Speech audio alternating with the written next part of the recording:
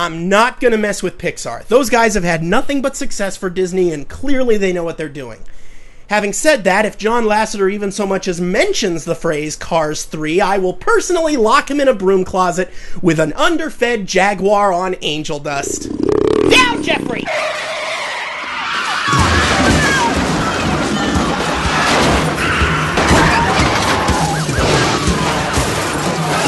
You're not a very good car.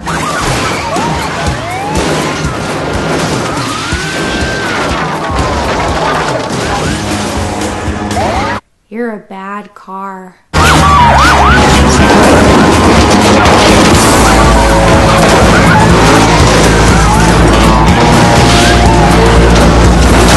You're a bad car.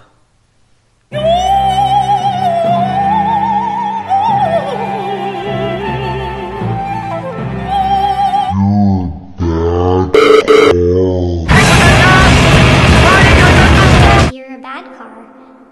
You're a bad car. It is 5:48 a.m. on Thursday, June 15th, 2017. I have a weird beard right now because I shaved it wrong this morning, and I sincerely apologize for that. I'll try not to let it happen again.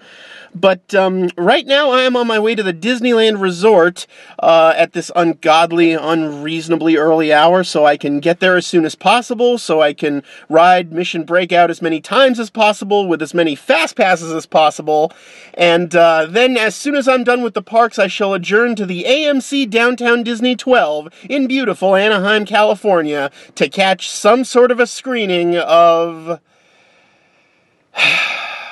Cars 3. I'm some jerk with a camera, and welcome to One Movie Later, where I compare and contrast my preconceptions and postconceptions of movies in the theaters now. So last year, when I decided to expand One Movie Later beyond just movies based on or about theme parks, and decided it should cover just films that already had some sort of major theme park presence, I was not prepared for how many of those kinds of films would be released this summer. I have already skipped over The Mummy, and I intend to skip over Transformers 5 and Despicable Me 3, just because I have zero interest in seeing any of them. And I gotta be honest, I have just about as much zero interest in seeing Cars 3, but I feel compelled to cover it anyway. So, how did this happen? Well, it all started in the year 2000, when John Lasseter, after the exhausting 1-2 punch of directing A Bug's Life and Toy Story 2, went on a months-long vacation with his family up and down Route 66. And he said, boy, sure would be nice if someone made a movie about how cool Route 66 is, huh? Now, around the same time, a couple of different things were happening at Disney. Number one,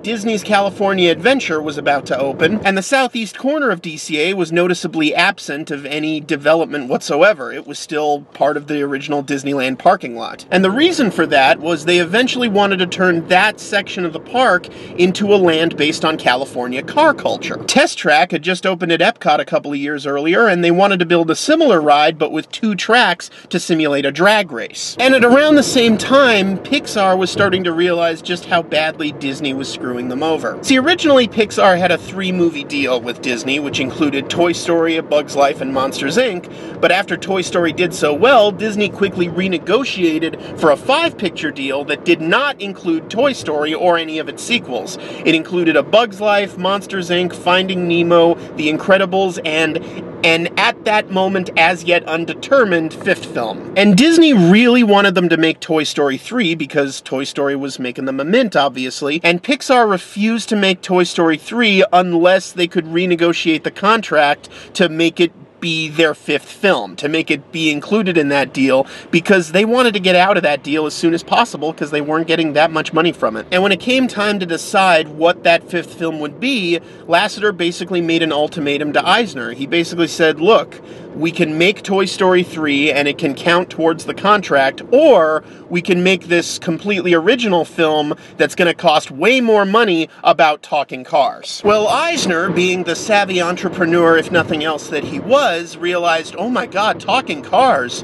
We could make truckloads of money off of that. Hell yeah, let's make the Talking Cars movie. And partly because the concept was so innately marketable, and also because of Pixar's track record, John Lasseter was given an almost unprecedented amount of creative freedom on the first Cars movie. And not necessarily for the better. The first Cars is something of an odd beast when you think about it, because it's simultaneously Pixar's most marketable movie, their most crassly commercial movie, and also their most weirdly esoteric vanity project type movie. It's way too long, first of all, and way too indulgent. I mean, you really get the sense that no one said no to Lasseter at any time during the production. The characters almost across the board are completely uninteresting one-dimensional stereotypes, although Paul Newman is really good in it, and it was always great to hear George Carlin's voice in an animated movie, but even his character was kind of another one-dimensional stereotype. And whereas the Pixar films that came before it were kind of designed to appeal to everyone, Cars was designed to appeal to a very specific sensibility under the bright, shiny talking car surface. I mean, thematically, what are these movies about? Well, the Toy Story movies are about accepting mortality, Bug's Life is about fighting against oppression, and Monsters, Inc., Finding Nemo, and The Incredibles are all, to some degree or another, about the values of family. All very universal themes, whereas the theme of Cars is basically just, hey, isn't Route 66 cool?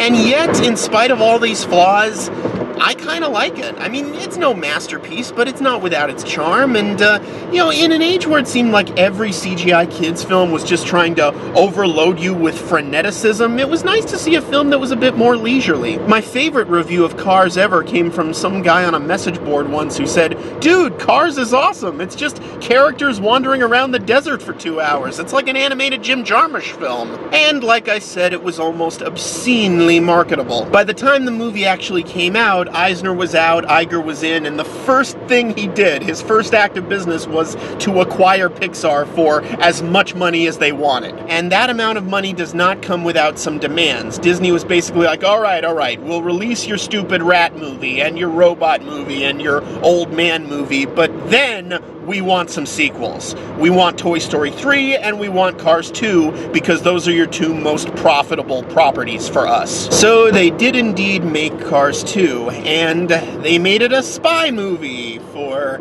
seemingly no reason at all. Literally, it only makes sense from a marketing standpoint, because what's cooler than race cars? Spy cars, of course. And not only did they make it a spy movie, they made it a spy movie starring Mater. Arguably the least interesting character from a movie full of uninteresting characters. I mean, let's be honest here. Mater is just Goofy. That's all he is. He is if Goofy was a tow truck, filtered through Larry the Cable Guy, and then you got Mater. Except he's not as comedically effective as Goofy, because what is Goofy known for? Slapstick. It's not easy to do good slapstick if you don't have limbs to flail around. So the Cars franchise went from ripping off Doc Hollywood to ripping off The Man Who Knew Too Little by way of witless protection. Not an upgrade. And yet, at the time, I was pretty excited for it. I even wrote a couple of tweets at the time that have not aged particularly well.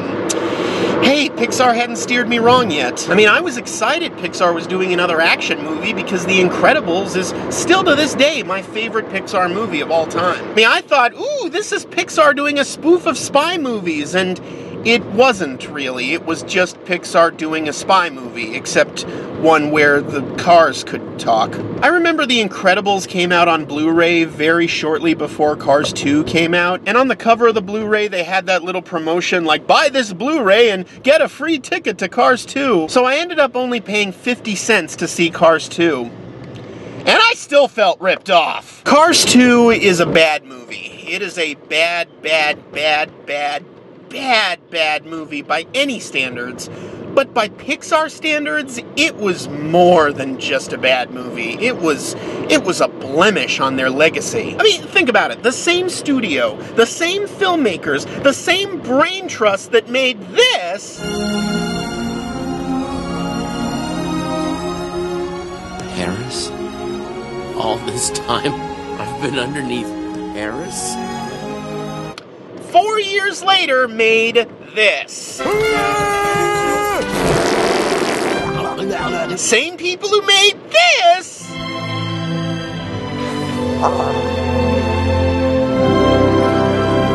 3 years later made this. Ah, he's a little excited, isn't he? Mater? But wait, oh, shoot. Same people who made this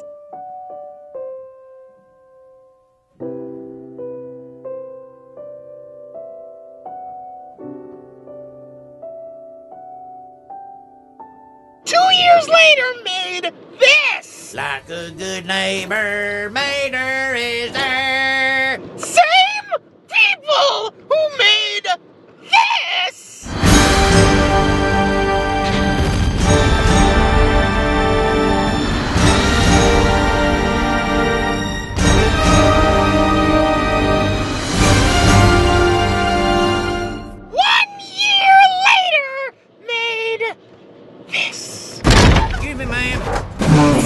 That gum pistachio ice cream. If Cars 2 was just dumb, that would be bad enough. But it's not just dumb, it's insulting. I hate the way Mater's stupidity is framed as some sort of virtue. Like Lightning at some point in the movie literally says, If people aren't taking you seriously, then they need to change, not you.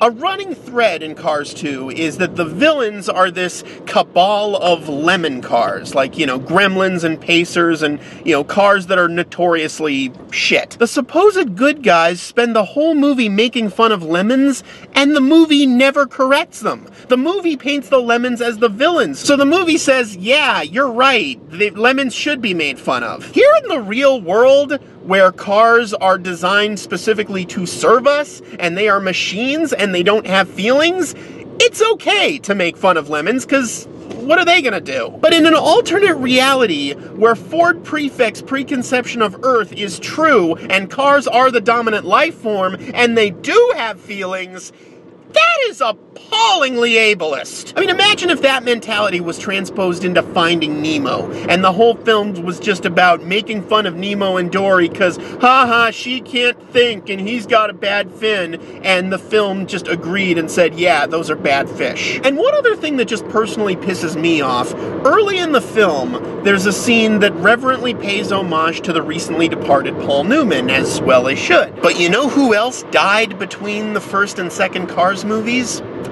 George Carlin, arguably one of the greatest and most important stand-up comedians of all time. Did Cars 2 bother to pay tribute to him? Nope, just hire a shitty sound-alike. That's good enough, who cares? You're dead wrong, man. It seriously almost feels like DreamWorks covertly made Cars 2 and deliberately made it as bad as possible and then snuck it into theaters in the dead of night just to make Pixar look bad. And about a year later, Cars Land opened at DCA because the Imagineers figured, hey, if we're gonna build a car culture land anyway, why not build it around this piece of shit? Cars Land is really good from a theme park aspect. It's very immersive, it's very fun. I mean, if you can tolerate Mater for long enough, Mater's Junkyard Jamboree is kind of a fun play on the Teacups template. Luigi's Flying Tires was a huge non-starter, of course, but hey, Radiator Springs Racers was a cool e-ticket. But the overall suckiness of Cars 2 just kind of tainted it. I mean, this was Pixar's weakest property by far at this point, and it was being given more valuable theme park real estate than any of their others. There's a whole land devoted to that stupid piece of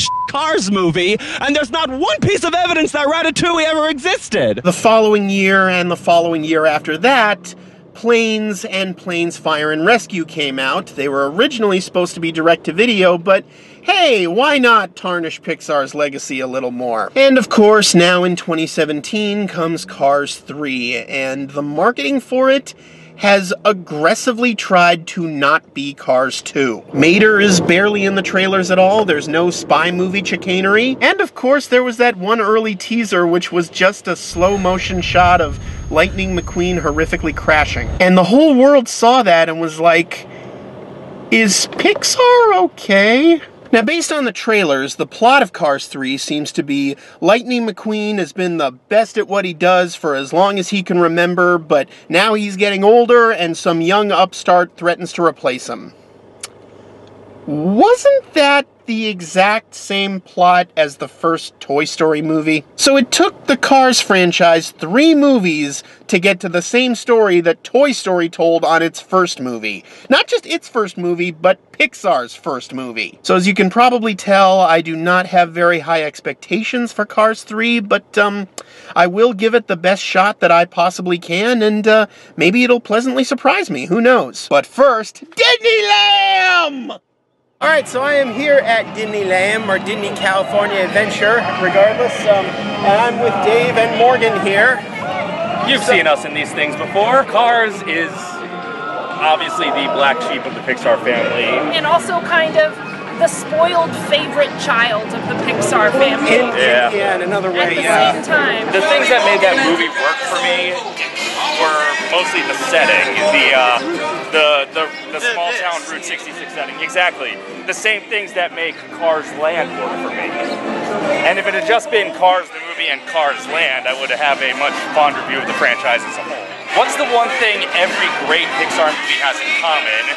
It's the theme of coming to terms with mortality, or at the very least with loss and obsolescence. If they're finally giving this Pixar franchise an actual Pixar story, it might be worth a watch. I have not actually sat down and watched the previous 2 Cars movies, so for me this is going to be an experiment in does this movie stand up on its own? I doubt Cars 2 is going to be important to your viewing of Cars 3, so because it shouldn't be important to anything. Let's hope not. Well, I hear that one focused on Maynard as opposed to Lightning. Maynard's story probably isn't going to be... Mater. Can I just call him, like... Just call him Maynard. It's an actual name, so... Yeah, I'm going to call him Larry the Cable Car. Let's ride Radiator Springs Racers, you guys! Woo! Let's! Oh no, there's no steering wheel. We're doomed! Doomed! The brakes may need a little adjustment. Easy on the curves. You heard it here first, kids. Paint is perfectly safe and delicious to ingest. We will crush you! Are you ready to feel the pain? Oh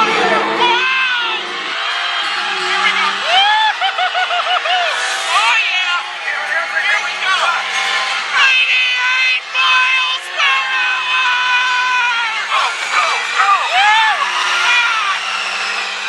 It was rigged! There were 3 million undocumented racers! It was totally rigged! This Tribble just descended from space and landed on my head and tried to eat me. We all look like Philo from UHF just handed us the clamps for his interocitor. So that was Radiator Springs Racers, and when you next see us, we will have just seen a movie, technically. We're on the road. We're on the road. 2D Cars 3 CCDV.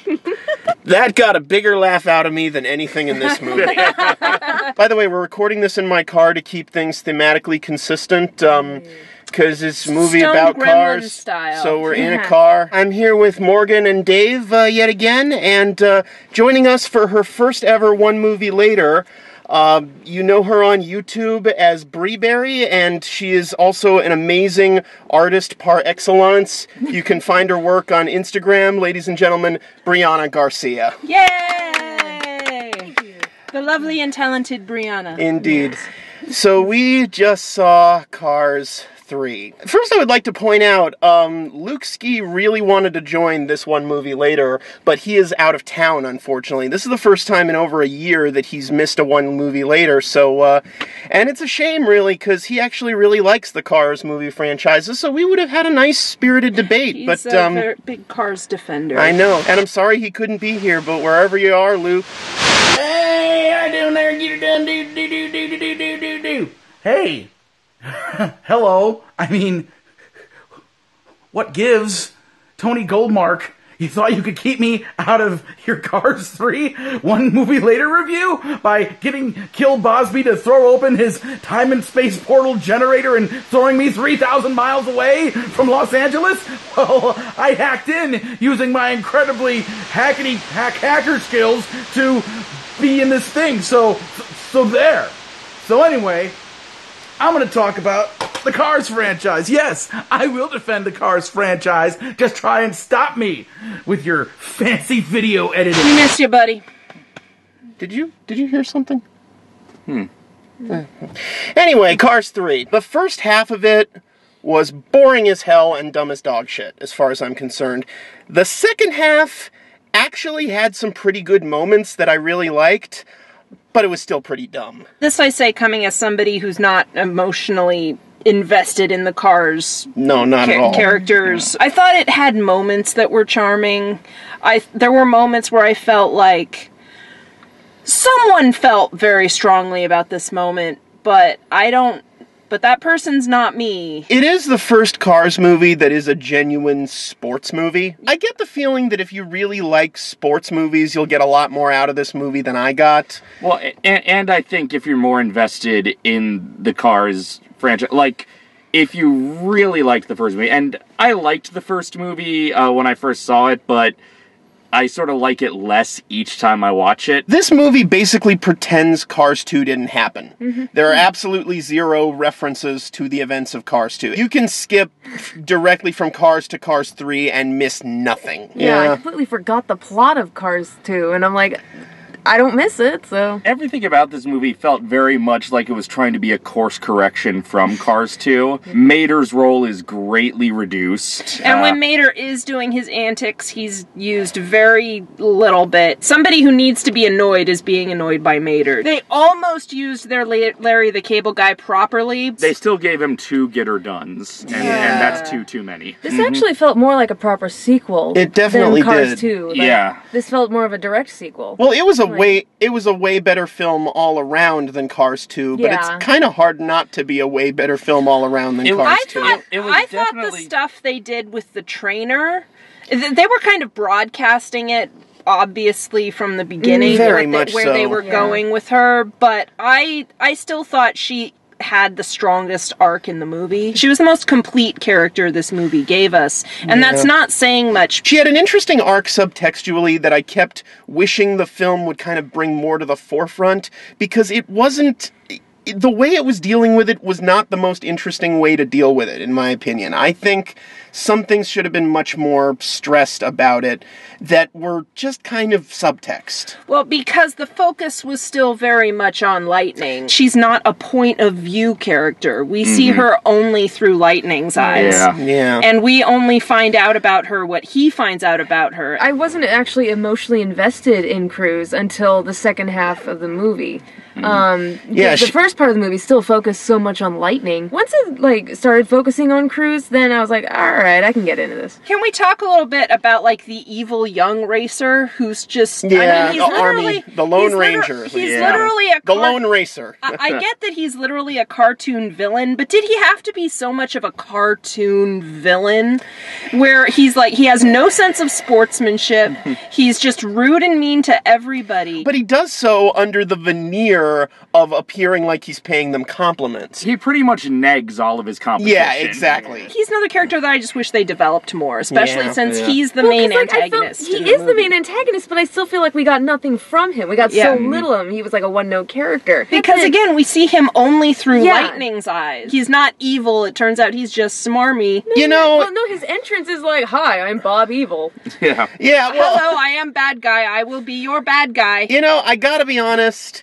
If they had made him a flat-out bad guy, I probably would have liked this movie even less. The new cars just came from Tron, that's all. Yeah. Well, they came from the new test track. You can tell because they have LED lighting strips on them. If your problems with the Cars franchise are logistical problems about the universe, this movie will not help you there. Because apparently these slick, newer, young models, are they just born better? Or how do cars reproduce? I don't want to think. Do they have assembly I do lines? not want to open that hornet's nest. You know what? Talking cars, go with it. There's enough to criticize about these movies without even going. The movie Cars. I like it. I always liked it. I never understood for the life of me why everybody else always bagged on it. I mean, it's anthropomorphic cartoon cars. They've been doing that since the 40s. Why is suddenly this version something that everybody has a problem with? I never understood that. You know, Route 66, car racing. If this movie came out when I was a kid, I would have seen it a billion times in the theater. What is everyone's problem? Oh, wait. Oh, it's the same plot as the movie Doc Hollywood. Oh, Doc Hollywood. Doc Hollywood. You know what? If it weren't for the movie Cars, nobody today would remember the movie Doc Hollywood. It was not a hit. It was a mere blip of 80s culture that I didn't even freaking see. We're not talking about Back to the Future. We're not even talking about Teen Wolf. It's Doc Hollywood. Nobody cares. Shut up about Doc Hollywood already. Did you guys hear that? What? Hear what? I don't know. I don't know. Did you notice if Lightning McQueen had a love interest in this story? Because I completely forgot. Sally. It was Sally who... But she barely is in it at all. She was just there to show that they hadn't broken up since the first movie, basically. And she gave him a pep talk, and then it's like, oh, you've got a movie to finish. I guess I'll wait here. Yep. She was there because Bonnie Hunt had a free afternoon. It was weird to see Radiator Springs not loaded with tourists. Yeah, it had been a while since I've seen... I was waiting for the flashing yellow light. Where's all the strollers? This film really made me wish that not every CGI kids animated movie felt like it had to be funny. Because none of the jokes worked for me. I did not laugh. Maybe twice. Some of the dramatic moments did work for me. Pixar is still good at packing an emotional wallop when it really needs to. It's just that all of the jokes are catering to 5-year-olds or just car lovers with the endless assortment of car puns. There's a quote-unquote twist in the third act, in the final climax, which the movie telegraphs like crazy. I mean, I'm not usually good at seeing twists coming, and this film telegraphed it so much that even there came a point where even I could say, okay, I know exactly where this movie is going. The film is just so soft around all its edges. Like, there was no wow moment for me. Yeah, it's just 2 hours of meh. I kind of wanted a nap during the movie. I think I enjoyed it a little more than the rest of you did, just because I think I was able to force myself to engage with Lightning's arc. This might have only been one draft away from being definitely not the best Pixar movie, but possibly the best Cars movie. Yeah. Like, if they had given it a few more months to bake. I think if they had just had another set of eyes to look at these story details, like these obvious connections they were so close to making. That's kind of what's been missing, maybe, from some of the Pixar movies that we've seen lately. Like, they're missing that last draft. Well, I think it's just that the Pixar brain trust is really spreading themselves thin. Yeah. Brad Bird's back at Pixar now, but, you know, he's been off making live-action films, and Andrew Stanton went off and made John Carter, and, you know, John Lasseter's running 3 different companies. These films weren't going to be great forever, guys. You know, sorry. But Finding Dory was really great, and Coco looks really cool. Cars 3, I would not recommend it. Definitely not in the theater. I mean, if you're morbidly curious about it, I guess check it out. Rent it or something. If your kids are really into cars, it won't kill you. You know what? Again, if you really like sports movies... The crowd we saw it with really liked it, and... But there were also, like, kids in there. Yeah. But there were cheers, there was laughter, there was applause. The crowd at this theater loved the movie, so I mean, what do we know? I thought it was mostly harmless, which is more than can be said for Cars 2. It was definitely better than Cars 2, but that's not saying much.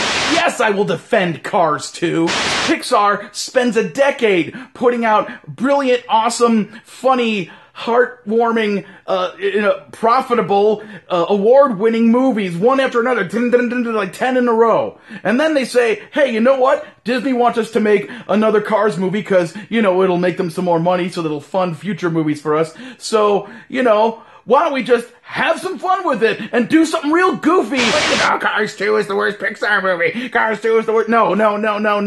The Good Dinosaur is the worst Pixar movie. Hey, Mater, I'm a spy. Look at me. I got rockets. Again, something as a kid I would have thought was amazing and fun. Hi, my name is Mater. I like to drive around. Don't you like fun? Just repeat to yourself, it's just a film. You should really just relax. Why can't you just let them have fun? What is wrong with you? You know how there was Despicable Me, and then there was Despicable Me 2, and then they decided to make a separate movie going off into, something else in their universe, the movie that is entitled Minions. Seeing Cars 3 makes me wish the movie that is known as Cars 2, and I still love it just as much as I did earlier. The movie that is called Cars 3 should be called Cars 2, because Cars 3 truly is the Cars 2 as far as continuing the story of where the first Cars movie left off. I wish we could retroactively go back in time and change the name of Cars 2 to something else, something like Agent Mater Double Toe 7 or something like that.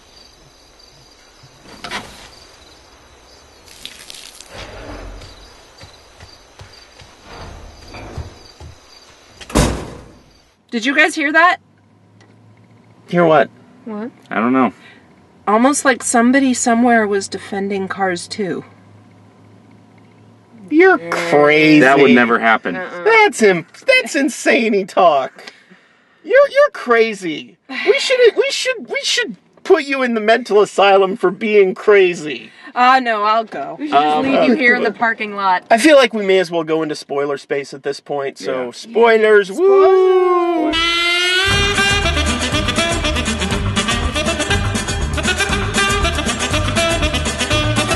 Cruz, the trainer.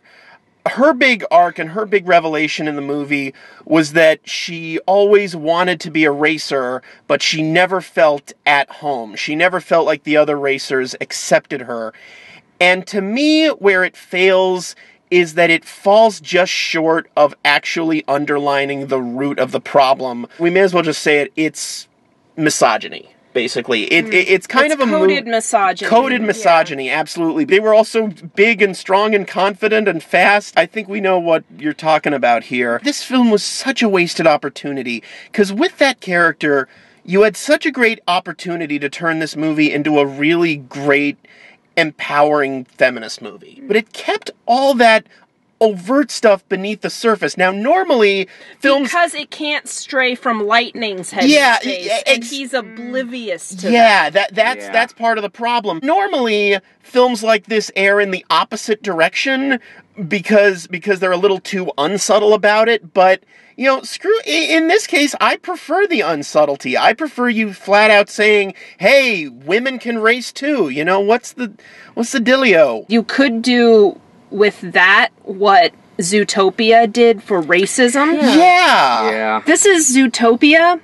If Zootopia had stopped at one of their previous script drafts before they realized that Judy was their main character. Yeah. And that because she's the main character, we have to see her journey and be with her from the very beginning. And to be fair, they kind of wrote themselves into a corner because she's this new character and Lightning has been with the series since, day one. They could have easily subverted that a little more, but they just fell short and the whole film just felt weaker for it. They did the tell, don't show, but they should have shown more. Yeah. They should have maybe shown a flashback of what, her first experience was like and dealing with it firsthand. But all we had to go off was her just saying this brief, I always wanted to be a trainer. Yeah. And when I was getting up at 5 a.m. to run laps before school. It's show us that, man. Yeah. Let's see her struggles. Exactly. Oh, this is gonna be her when she loved me moment. Right. Yeah. Her arc was kind of doled Where's Sarah McLachlan when you need her? Her arc was kind of doled out the sad same way Jessie's was in Toy Story 2, where for the first half of the movie, she's just annoying the protagonist, but then once the protagonist sees, she's got this deep hurt inside. This movie could have been served well by an opening sequence where instead of just a montage of Lightning racing like he always does, it was a montage of Cruz watching Lightning race through the years. If we saw Cruz growing up seeing Lightning on TV. Yeah. There you go. And because it would still have started us off with the Lightning McQueen we're familiar with, but it would have been our immediate entryway into this new character. And it could have been who's this? It's she's new, I want to learn more about her, but then kind of take the focus away from her a little bit and then come back to her, and we'd be like, oh yeah, now we get to find out. And now we get to find out what happened to her, because we could fade out and she's racing around tracks, and then it could be a big reveal that's she's not a racer. And they're like, why isn't she a racer? Yeah. We watched her racing when she was a kid, and there like could be a mystery there. Like, what happened between the scenes? Something clearly happened to her. And I felt like her actual introduction in the movie felt more like a gag. It was like more of a throwaway gag. So it's like, well, again, because it's Lightning's point of view, and he does not take her seriously, at all. He doesn't understand what he needs her for. He thinks she's holding him back. And not only that, but the movie doesn't have the heart to prove him wrong. He does end up being right. She wasn't training him properly. All that stuff about how the new training techniques, he's not gelling with them. Whose side am I really supposed to be on here? Because just because they're not working for him doesn't mean they don't work. Was Lightning McQueen right that you need to unplug from the simulator and get dirt under your wheels in order to win races? Or were we supposed to get a mix of the two? I guess both. I feel like they were trying to go for a give and take. You got to learn from the old ways and the new ways. But they didn't use any of the new ways. Yeah, we didn't really see them work in tandem, so it became, once again, yelling at kids to get off their lawn. And I loved the switch, how he went from being, she's training him to now he's training her. Oh, it turns out he was training her because she was so hooked on the the simulation. Right, but she wasn't even training herself that way. I understood where they were going with his character, where what he needed to realize was that passing his skills on is a better legacy than how many races he won personally. His big moment is kind of realizing that he's a supporting character in her story as opposed to the hero of the movie, but which doesn't really work because he's still functionally the hero of the movie. You're dealing with the worst of both worlds because you have a hero whose main decision making ends up being about what he doesn't do rather than what he does, and a supporting character who's really the main character but who doesn't get to be properly developed in that way. We are living in a year, or the past year or so, where, we have, we got the female Ghostbusters, we got Rey in Force Awakens, we got Jyn Erso in Rogue One, and, other characters that, could be mentioned. Strong female characters kicking butt at the box office, and it's nice to see this character Cruz become another one of them. I think it should be stated, just for fairness, that we've all been recently spoiled by Wonder Woman. We have. Because one of the best female empowerment movies ever made, if not the best, so... Blessed be our strong female protagonist.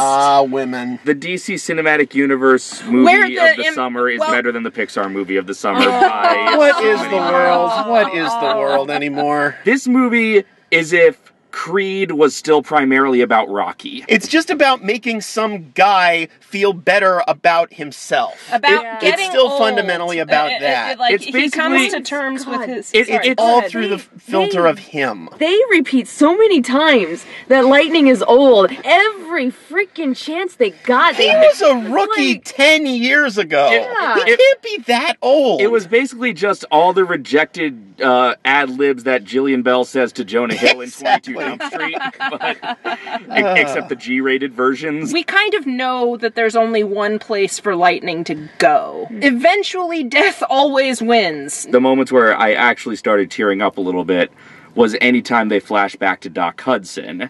And that even that was more just out of... because I felt homage being paid to Paul Newman rather than actual connection to the character. Oh, hi, legendary actor who held the first film together. I love your salad dressing. Hey, I love his tomato sauce. I am certainly not a Mater hater in any way, but it did feel appropriate that he had a much smaller role in this film, and that he was genuinely a supporting character like he needed to be in this thing, so that the story could be about Lightning and Cruz. There's a moment at the beginning of the movie where I actually realized why so much of the comedy in Cars 2 doesn't work. Is that there's too many moments when Mater does something completely stupid, and rather than being irritated at him, the other characters just laugh him off and say, "Oh, that Mater!" And that's not as funny as them just being irritated. Now, as a Disney history fan, I do appreciate that they had him do a version of Humphrey Hop. Yeah. But other than that, meh. The scene that they use in all the trailers where he goes through that epic crash, they cut away from the crash and it's like 4 months later and he's perfectly fine. Yeah, he's just it's primer. Yeah, no consequences. What are those? That scene. I thought that was going to be like this big, huge emotional scene, and nothing. He doesn't even have an injury. He's just bummed out.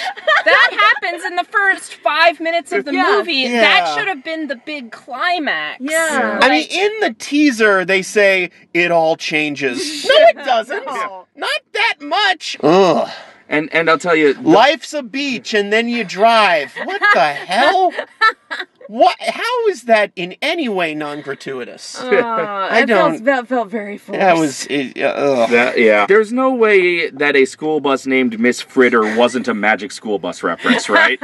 Yeah, but I just a pointless Magic School Bus reference. Yeah, the fact that she's a woman was kind of played for laughs, which undermines the whole message I wish they had been telling. That Demolition Derby scene went on about 5 days too long. Yeah.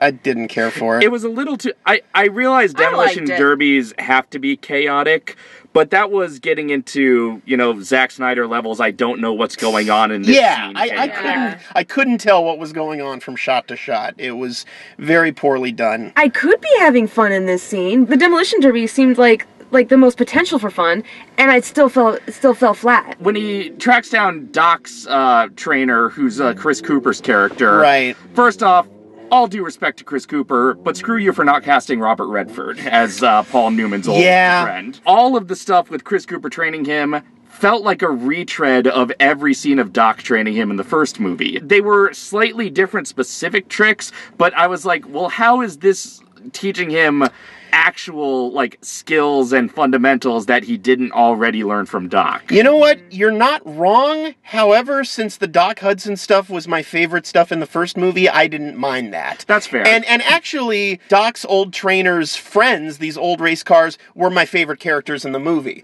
Because it really felt like they had... There was another missed opportunity there, because one of those old legendary racers was female. That should have been Cruise's inspiration, not Doc Hudson. Yeah. It's like...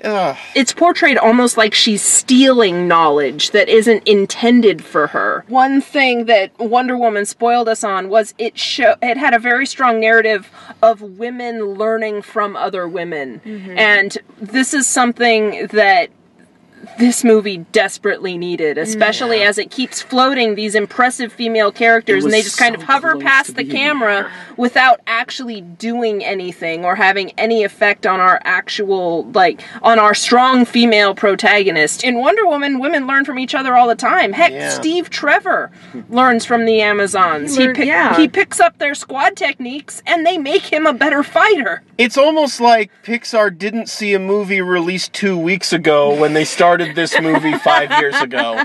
That can't possibly be it. How dare they? On the plus side, we got a Springsteen cover out of that scene, so... Mm-hmm. Yeah, Glory Day's a little on the nose, don't you think? Tiny bit. Not superior to the original Springsteen song, by the way. It's like in the second movie where they had Weezer cover You Might Think. You couldn't shell out a couple extra shekels for the original Cars recording, which is better anyway. It's a movie about cars, and you couldn't shell out a recording by The Cars. Hello? I promise I'll stop bitching about Cars too. Anyway. I'll give this movie credit for having more Nathan Fillion than Larry the Cable Guy. Yeah, that was a plus. Okay, Nathan Fillion is a voice. Who cares if he's not doing it? Eddie Izzard was in Cars 2. I know I'm breaking my promise, but Eddie Izzard was in Cars 2. It didn't matter because it wasn't an interesting character. Yeah. And Nathan Fillion is just Bob Evil, and I don't care. But then he turns out not to be that evil. He's just sort of Bob dismissive. There's nothing, there's nothing malicious about him. He just wants to do what's right for his brand. And he's not even necessarily he's just more concerned with vilified. Okay, he is the Disney executives, basically, exactly, who are more concerned with the brand of Cars and pumping out these shitty fucking movies than actually making them good. He's not Bob Evil, he's Bob Iger. Yes! That's That's why I have him on the vlogs. Okay. And my work here is done. Michael Keaton did not come back to play Chick Hicks. Yeah. That was Bob Peterson. What the fuck? Michael Keaton is still alive and working, guys. Still working with Pixar as of not that long ago. Was he too expensive after Birdman or something? After being nominated? Chick Hicks' role was Maybe bigger in this movie than it was in the first one. You would think this would be the time they'd splurge for a real actor. No disrespect to Bob Peterson, who's done some fine voice work among his other Pixar work, but he's not Michael Keaton, I'm sorry. Yeah. And what's even more baffling is his cohort is voiced by Kerry Washington, who cannot be cheap to hire, so you've got real actress and then just Bob Peterson again. Did Bob just do the temp track and they just didn't have time to get Michael to re-record it? Maybe. Maybe those scenes were added at the last minute. I don't know. And Kerry Washington just happened to be walking by Emeryville. So Lightning's big solution to her getting over her lack of confidence is to put her in the race without warning her ahead of time. Just throw her in the deep end. And she's a bundle of nerves. She's never even been in a major stadium before. She hasn't even been able to watch the races. That is not fair to her. Yeah. You're using her as a prop, basically.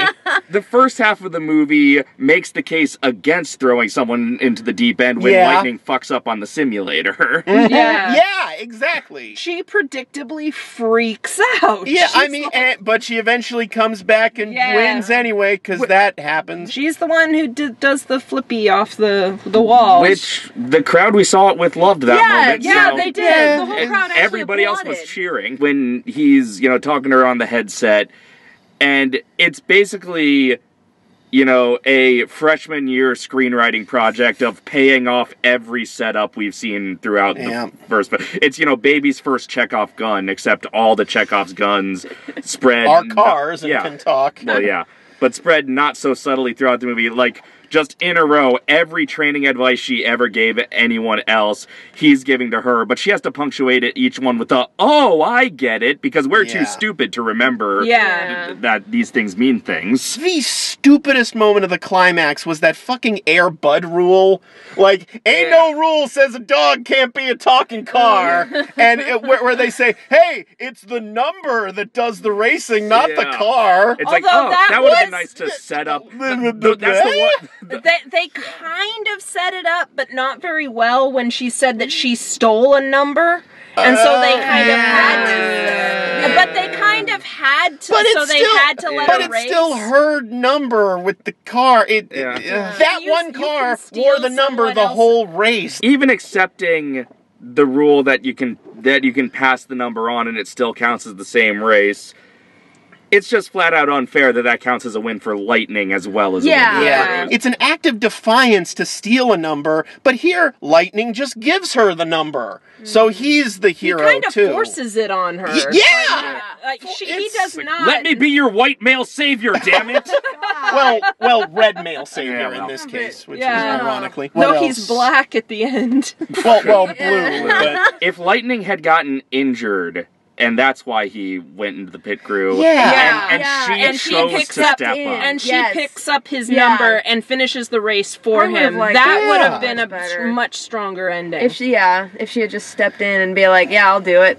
The big crash from the trailer happens in the end race, and all is lost, and she decides at that moment that she can't let it end this way, and she picks up the number. And she thinks she's racing for him, but she's racing for herself, and she makes herself a legend. There was one moment that I genuinely loved, and that was something that Lightning said during his pep talk. Armie Hammer gets into her head. She says, yeah, I let him get into my head. And he says, no, the fact that he even said that to you means you got into his head. That was a good moment. That was a really good moment, and a really good just way to deal with trolls in general. That was well written. Yeah. There was good writing in places. In little spurts. That was a good moment. A better movie would have built to that moment better. If they had been bolder filmmakers, Lightning actually would have been forced to retire at the end. Yeah, I mean, for God's sake, okay.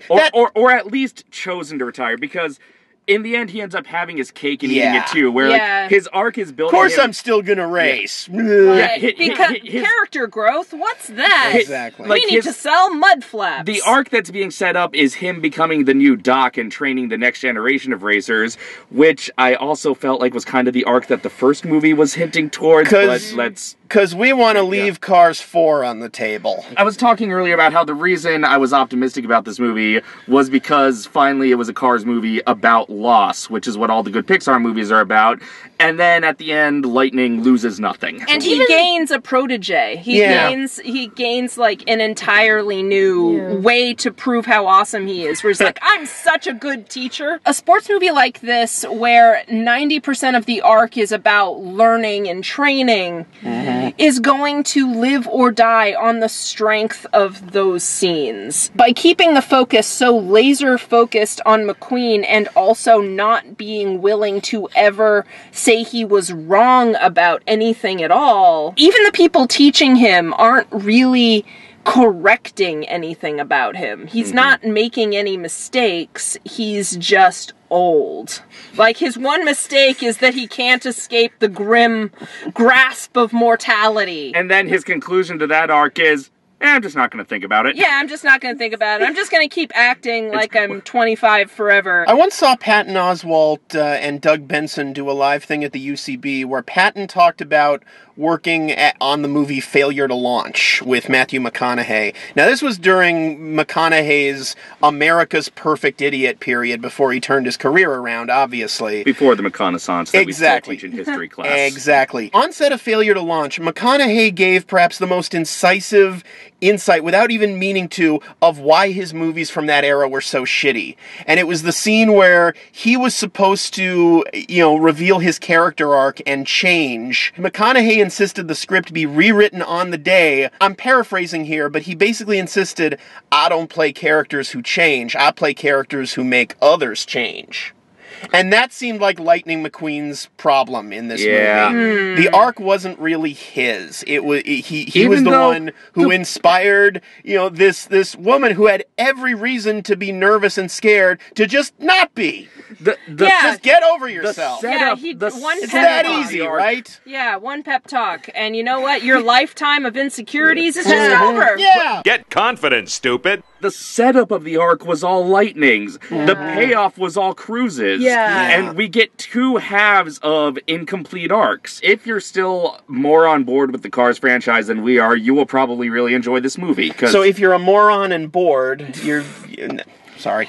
That's unfair. Let people enjoy things. I know. It's called wordplay. You just saw a movie full of it. Because life's a beach and then you drive. Ha ha ha ha ha ha. I dug Cars 3. I don't think I'd put it super high on my list of all-time Pixar favorites because my Pixar favorites are just kind of so right up my, wheelhouse that, it's hard for me to want to put it up that high, but I think it's a great continuation of the original Cars story. So, there's only one more question left to ask, and that is, of course, what's the attraction? How will Cars Land at DCA be affected by this movie, Brianna? I just want to see Nathan Fillion in Cars Land now. I want to see him walk around being smarmy. Okay. Dave? Well, halfway through Radiator Springs Racers, they will kick you out and replace you with somebody else in the car. And then you just have to go ride another goddamn 3D simulator like at every single theme park. It's all the simulator now. That's what Lightning wants to do, is the simulator. Meanwhile, the sentient lost and found pile from the short will... that was so creepy. Oh my god. That was so creepy. They will recover the fast pass that you lost earlier that day. That thing was creepy. It was basically like if all the toys from Toy Story were like one amorphous blob. It was not pleasant. It was uncomfortable. It had those googly baseball eyes, and it had that red hoodie shape. I turned to Morgan and said, "It's traumatized me, Elmo." Morgan, what's the attraction? What? Okay. What's the attraction? A ride based on the Thunder Hollow Demolition Derby, please. please, like now, please, immediately. Miss Fritter is awesome. I tell you, I hear something. Are we sure? Morgan, I think it's time to face facts. You're getting too old to vlog. But I, as a seasoned young vlogger, shall show you the way by being your white male savior. And we're here too. But you'll get the credit. Oh yeah, no, that goes without saying. Everyone over the age of 35 has to retire from life. Here's your younger, more fit protege. And we'll call it Logan's Race. It's the same exact race, except the loser has to retire.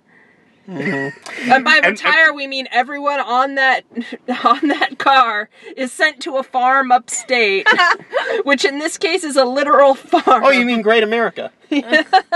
Actually, they just send you a couple miles away to Knott's. Well, as always, you're all wrong. Now, since this movie talked about how the only real racing is done in dirt, they're gonna just tear down everything and pave the whole thing and just turn it into a pile of dirt that the kids can play in and they can eat dirt. Because that's what real kids do, eating dirt.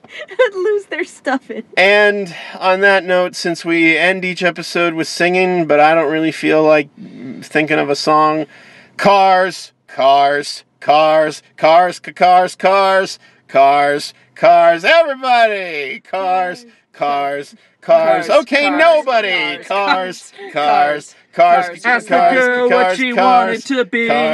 Cars, she said, cars, baby, cars, can't cars, you see? Cars, cars, cars, cars, cars. I'll race to feel the wind in my face, and I'll race to feel alive, and I'll race to feel like I own this place, and I'll race until I die. I'll race against the other racers, and I'll race with one big shout. I'll race against the clock. Scotty. Look over here. Scotty. Scotty. Scotty. Scotty. Scotty. Scotty. I don't care who you are. That's funny, right? Scotty, keep looking this. Oh, God damn it, this cat. Guys, do you hear something? What? Sounds like someone trying to shove a cat in front of a camera. What? What? I guess it'll just be one of the many mysteries of the universe.